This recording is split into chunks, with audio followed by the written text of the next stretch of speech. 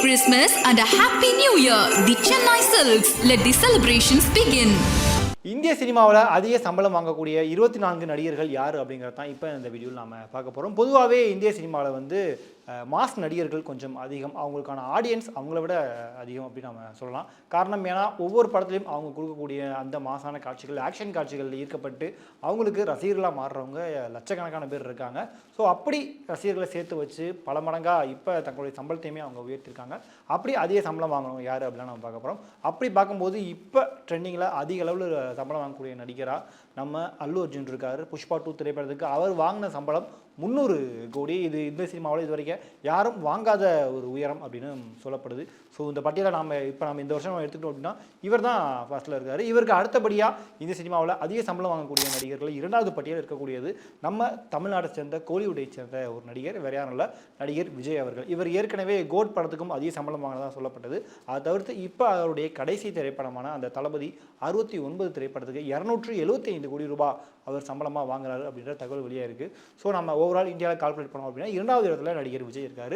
மூன்றாவது இடத்துல 3 முக்கியமான நடிகர்கள் இருக்காங்க. அவங்க 3 பேருமே சூப்பர் ஸ்டார்ஸ் அப்படின்னு நம்ம சொல்லலாம். வேறு யாரும் இல்லை, நடிகர் ரஜினிகாந்த், ஷாருக் கான், அமீர் கான். இவங்க 3 பேருமே கடைசியாக 250 கோடி சம்பளம் வரைக்கும் அவங்க வாங்குறாங்க அப்படின்ற தகவல் வெளியாக இருக்குது. ஸோ இவங்க 3 பேர் தான் அந்த 3வது இடத்துல இருக்காங்க. 4வதாக நடிகர் பிரபாஸ், ஒரு பேன் இண்டியன் ஆக்டர் அப்படின்னு நம்ம கன்ஃபார்மாக சொல்லலாம். காரணம் அவருடைய ஒரு படங்களும் பேன் இண்டியாவை நோக்கி தான் டார்கெட் பண்ணி எடுக்கப்படுது.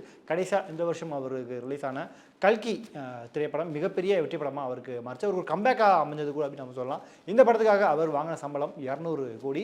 இவருக்கு அடுத்தபடியாக இருக்கக்கூடிய யார் பார்த்தீங்கன்னா 160 கோடி சம்பளம் வாங்கக்கூடிய ஒரு மிக முக்கியமான நடிகர்.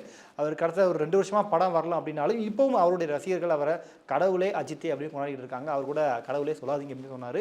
ஸோ நடிகர் அஜித் வந்து 160 கோடி சம்பளம் வாங்கிட்டு இருக்காரு. இவருக்கு அடுத்தபடியாக பார்த்தோம் அப்படின்னா நடிகர் கமல்ஹாசனும் சல்மான் கானும் தலா 150 கோடி சம்பளமாக வாங்குறாங்க.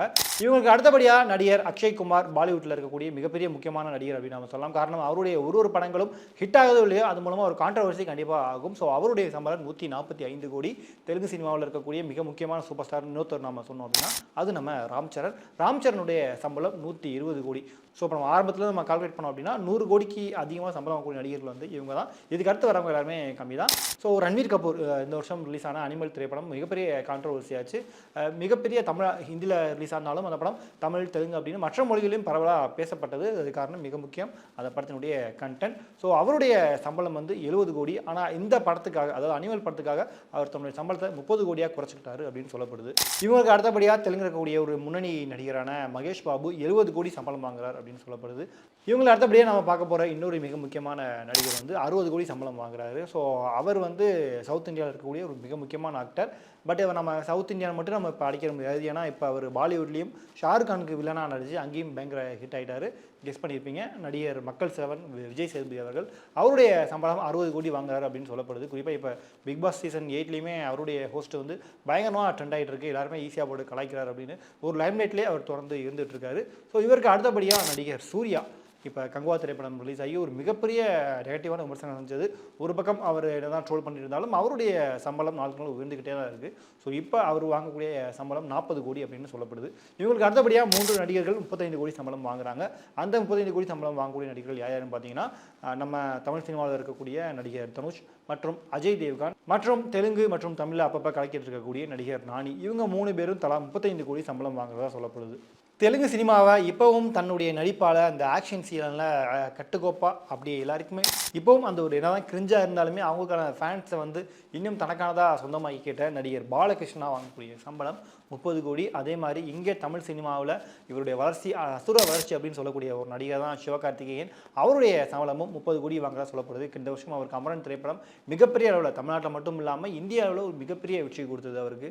ஸோ அந்த படமும் 300 கோடி கலெக்ஷனை தாண்டிச்சு. ஸோ சிவகார்த்திகேயன் சம்பளம் 30 கோடி அப்படின்னு சொல்லப்படுது. இவங்களுக்கு அடுத்தபடியாக 20 கோடி சம்பளத்தில் 2 நடிகர்கள் இருக்காங்க. ஒருத்தர் நடிகர் அமிதாப் பச்சன், இன்னொருத்தர் நடிகர் மம்முட்டி. இவங்க 2 பேருமே தலா 20 கோடி சம்பளம் வாங்குறதா சொல்லப்படுது. இவங்களுக்கு அடுத்தபடியாக நடிகர் மோகன்லால், இவரும் மலையாளம் தான். ஸோ இவருடைய சம்பளம் 15 கோடி வாங்குறாரு அப்படின்னும் நடிகர் பிருத்திவிராஜ், அவரும் கேரளாவில் இருக்கக்கூடிய ஒரு மிக முக்கியமான நடிகர். பட் கேரளாவில் மட்டும் அடிக்கிற முடியாது, இப்போ மற்ற மொழிகளிலுமே அவர் நிறைய படங்கள் பண்ணிட்டு இருக்காரு. ஸோ அவருடைய சம்பளம் 10 கோடி அப்படின்னு சொல்லப்படுது. ஸோ இதுதான் அந்த 24 நடிகருடைய பட்டியல். இதில் யாருடைய சம்பளம் உங்களுக்கு ரொம்பவும் ஆச்சரியத்தை ஏற்படுத்துது அப்படிங்கிறத மறக்காமல் கீழே கமெண்ட் பண்ணுங்கள்.